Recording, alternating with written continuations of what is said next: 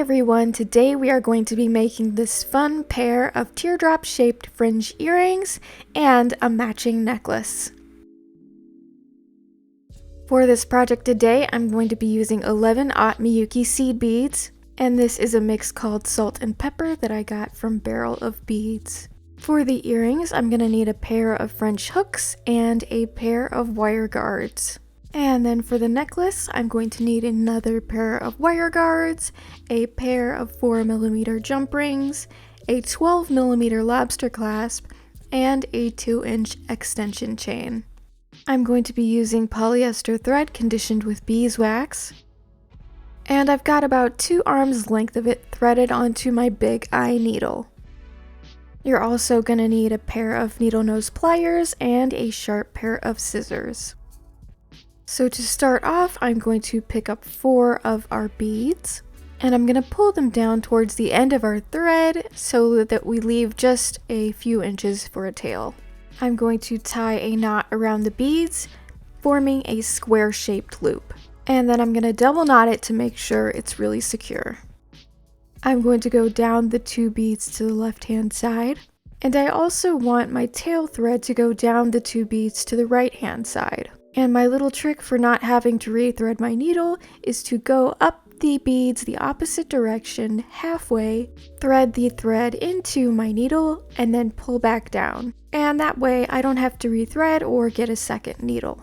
Now we're going to pick up 2 beads and thread down through the 2 beads to the left, and then back up the 2 beads we just put on. And then I'm going to pick up another 2 beads, go up through the 2 beads on the left, and then down through the 2 beads that we just put on. I like to pinch the beads really hard as I tighten up my thread to keep them snug together. And we're just going to continue on the same way, ladder stitching on 2 beads at a time until we have 11 beads across. Now we're getting ready to go to brick stitch, so I'm going to pick up another 4 beads, and at this point I like to flip my piece around so that the tail thread is coming out of the left hand side. I'm going to thread my needle through the second thread bridge and then back up through the left 2 beads. Then I'm going to go down through the right 2 beads and up through the left 2 beads again. Now I'm going to pick up another 2 beads, go through the next thread bridge, and then back up through the 2 beads that I just put on.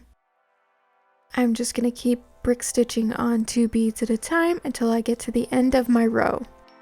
Now I am going to start the next row, so I'm going to pick up 4 beads and go through the second thread bridge, and then back up through the right 2 beads. And then I'm going to go down through the left 2 beads and up through the right 2 beads again. And we're going to continue this row brick stitching on 2 beads each time until we get to the end of the row, and we're going to continue adding rows until our top row is only 2 beads wide. So here I am at the top row, which is only 2 beads wide, and it's time to add my wire guard. I'm going to thread up one end of the wire guard and then down through the other end of the wire guard. I'm also going to go down the 2 beads underneath this leg of the wire guard and then up the 2 beads next to it so that I can make another pass around my wire guard and make it extra secure. Now I'm going to go through all the way down the rightmost row of beads until I get to the bottom. So for my first fringe, I'm going to pick up 32 beads and pull them up to the rest of my work. And instead of going back up through it like a normal fringe, I'm going to anchor it to the left side by going up through the 2 bottom leftmost beads. And that will round out the bottom of our teardrop shape. And I'm going to go down through the 2 beads to the right of where we were coming out of, setting us up to put on our next fringe. For this fringe, I'm only picking up 28 beads, and I'm going to pull them down to my work. And I'm going to place it inside of my last fringe so that I can make sure that they're lining up nicely and I haven't miscounted. And since it's looking good, I'm going to anchor it to the 2 beads just to the left of the rightmost beads. For the next one, we're going to pick up 21 beads, and I'm going to lay them inside of the last fringe to check on their length.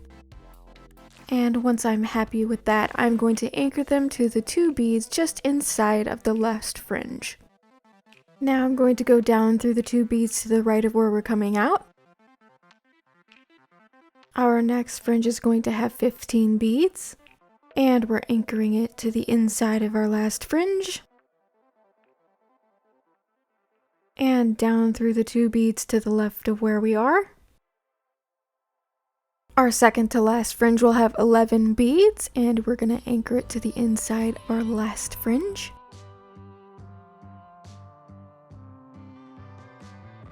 And then come down the 2 beads to the right of where we are.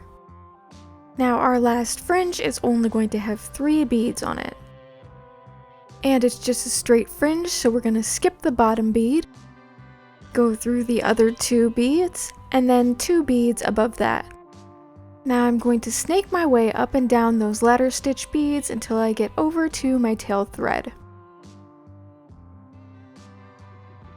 And once we are coming out the same area as our tail thread, we are going to tie the working thread and tail thread together. I like to do 2 loose overhand knots and then 1 really tight overhand knot to make sure I'm not tightening anything else up on accident. Now I can work both of my ends through a bit of this outer fringe before I snip them off. And now our little dangly is ready to go on our ear wire, so I'm going to pick up one of my French hooks, open it up with my pliers, and then I'm going to slide my earring on there and close it right back up. You just got to do that whole process one more time to get its mate. And there you have your fun little pair of teardrop fringe earrings. Now, in order to make the necklace, we start off in the exact same way up until we get to the top of our triangle. And instead of putting on a wire guard, I'm going to pick up 2 beads, skip 1 bead, and go through the other bead. And then I'm going to go down through the entire right side of this triangle here. Now you could have added your necklace strands at that point also, but then you end up with 2 really long, annoying, dangly things just flopping all over the place while you're trying to do the rest of the fringe. So I save those until after the fringe is done. We put on the fringe in exactly the same way as we did with our earrings. And then I'm going to make my way all the way up the center to that top bead so that I can start putting on my necklace strands. So I'm just going to start picking up a bunch of beads and pulling them down to the pendant until I have the necklace strand the length that I desire it to be. Once I get to that point, I'm going to pick up a wire guard and pinch it closed and then add it to the end of my necklace strand. Up through one leg, down through the other, and then all the way back down to the top bead of our teardrop shape. And now we're ready to put on the second strand of our necklace. I'm going to keep lining it up with the other strand of the necklace until I have them the exact same length. And then I'm going to pinch a wire guard closed and add it to the end of this strand of necklace. We are going to go all the way back down through this strand down to the pendant. And once I get down to the pendant, I'm going to go through the entire left edge of beads. I want my working thread to be coming out the same area as my tail thread so that I can tie them together.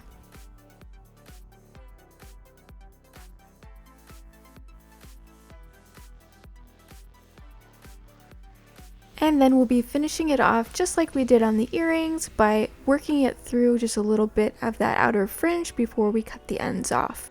Now the last thing we need to do is add the rest of our necklace findings. So I'm going to grab one of my jump rings. I'm grabbing the right strand of necklace and sliding that wire guard onto my jump ring. I'm going to put my lobster clasp on this side too. I'm going to close the jump ring right back up and then move on to the left hand side. I open up another jump ring and then I'm also going to add my extension chain to this side and close it right back up. Then there you have your completed necklace.